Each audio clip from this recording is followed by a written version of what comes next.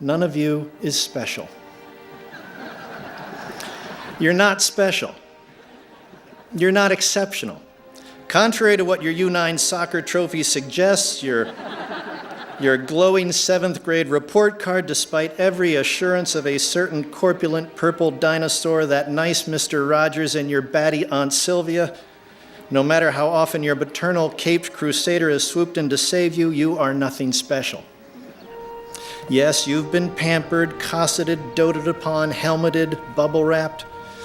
Yes, capable adults with other things to do have held you, kissed you, fed you, wiped your mouth, wiped your bottom, trained you, taught you, tutored you, coached you, listened to you, counseled you, encouraged you, consoled you, and encouraged you again. You've been nudged, cajoled, wheedled, and implored. You've been feted and fawned over and called sweetie pie. Yes, you have. And certainly we've been to your games, your plays, your recitals, your science fairs. Absolutely, smiles ignite when you walk into a room, and hundreds gasp with delight at your every tweet. Why, maybe you've even had your picture in the Townsman.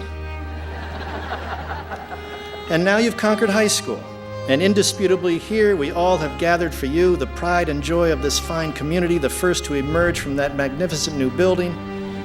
But do not get the idea you're anything special, because you're not. The empirical evidence is everywhere, numbers even an English teacher can't ignore. Newton, Natick, I'm allowed to say Needham, yes? That has to be 2,000 high school graduates right there, give or take, and that's just the neighborhood ends. Across the country, no fewer than 3.2 million seniors are graduating about now from more than 37,000 high schools. That's 37,000 valedictorians.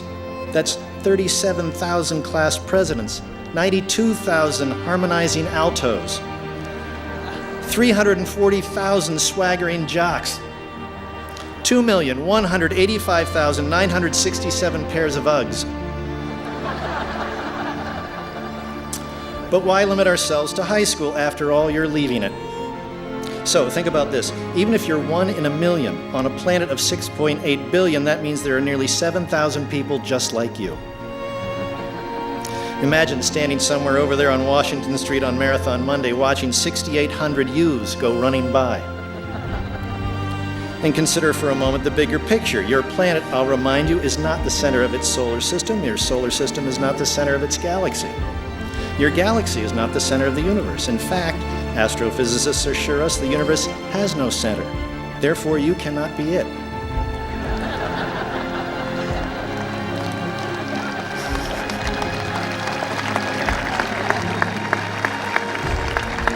Neither can Donald Trump, which someone should tell him.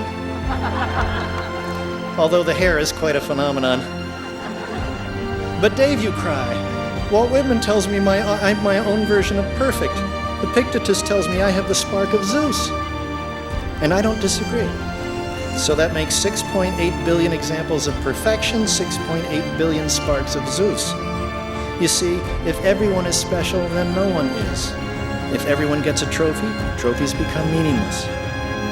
In our unspoken but not so subtle Darwinian competition with one another, which springs, I think, from our fear of our own insignificance, a subset of our dread of mortality, we have of late, we Americans, to our detriment, come to love accolades more than genuine achievement.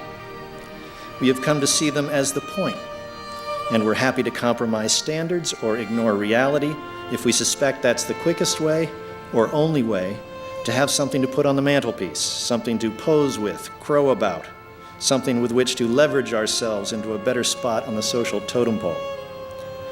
No longer is it how you play the game, no longer is it even whether you win or lose, or learn, or grow, or enjoy yourself doing it. Now it's, so what does this get me?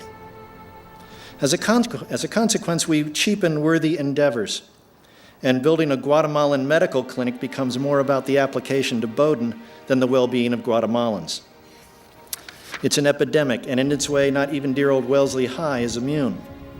One of the best of the 37,000 nationwide Wellesley High School, where good is no longer good enough, where a B is the new C, and the mid-level curriculum is called advanced college placement.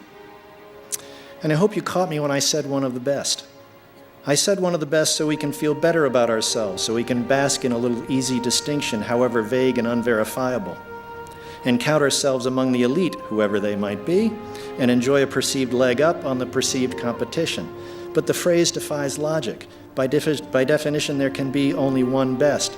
You're it or you're not.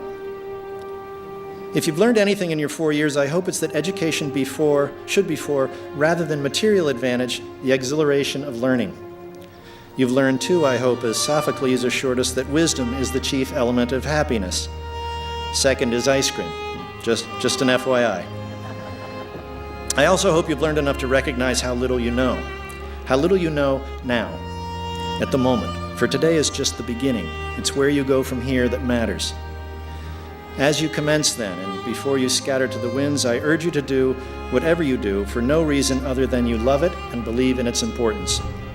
Don't bother with work you don't believe in any more than you would a spouse you're not crazy about, lest you too find yourself on the wrong side of a Baltimore Orioles comparison. Resist the easy comforts of complacency, the specious glitter of materialism, the narcotic paralysis of self-satisfaction. Be worthy of your advantages, and read. Read all the time. Read as a matter of principle, as a matter of self-respect. Read as a nourishing staple of life. Develop and protect a moral sensibility and demonstrate the character to apply it. Dream big. Work hard. Think for yourself. Love everything you love, everyone you love, with all your might. And do so, please, with a sense of urgency, for every tick of the clock subtracts from fewer and fewer, and as surely as there are commencements, there are cessations, and you'll be in no condition to enjoy the ceremony attendant to that eventuality, no matter how delightful the afternoon. The fulfilling life, the distinctive life, the relevant life, is an achievement, not something that will fall into your lap because you're a nice person or mommy ordered it from the caterer. You'll note the Founding Fathers took pains to secure your inalienable right to life, liberty, and the pursuit of happiness. Quite an active verb, pursuit. Which leaves, I should think, little time for lying around watching parrots roller skate on YouTube.